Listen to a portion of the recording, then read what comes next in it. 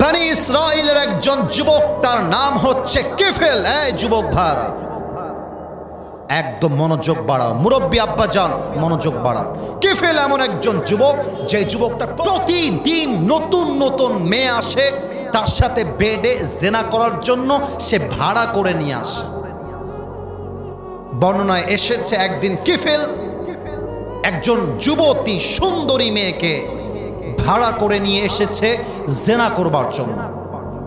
উফ, যখন ঘরে এসেছে জেনা করতে যাবে, তাকায় দেখছে মেয়েটার দুই চোখ দিয়ে টলটল টলটল করে পানি প্রবাহিত হচ্ছে, পানি আর পানি চোখে।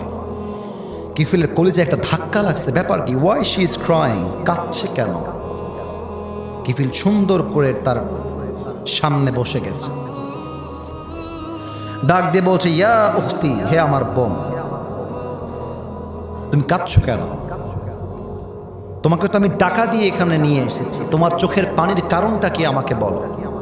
মেয়েটা বলছে, কিফিল, আমার কান্নার কারণটা হচ্ছে আমি কোনো প্রস্টিটিউট নই, আমি কোনো পতিতা নই, আমি একজন ভদ্র ঘরের মেয়ে। আমার পেটের ক্ষুধা,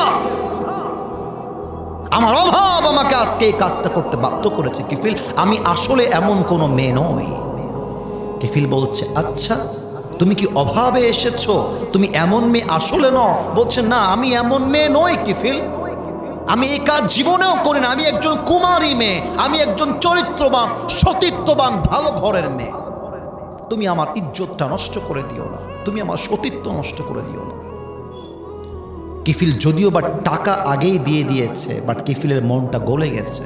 কিফিল বলছে, বোন যাও, আল্লাহ আমাকে দেখছেন, আমি তোমাকে আজকে মুক্ত করে দিলাম। এটা বের হয়ে গেছে, একদম সঠিকভাবে বলছি, যা আছে তাই বলছি, শোনেন। এবার রেওয়ায়াতে এসেছে, মেয়েটা বের হওয়ার পরে কিফিল আল্লাহর কাছে দুই হাত তুলেছে তওবার জন্য। আল্লাহ, আমি যে কত জেনা করেছি আমি নিজেও বলতে পারবো না, আমি যে কত মেয়ের ইজ্জত নষ্ট করেছি আমি কিফিল গুনে গুনে বলতে পারবো না। আল্লাহ, ও আল্লাহ, আমি তোমার কাছে তওবা করছি।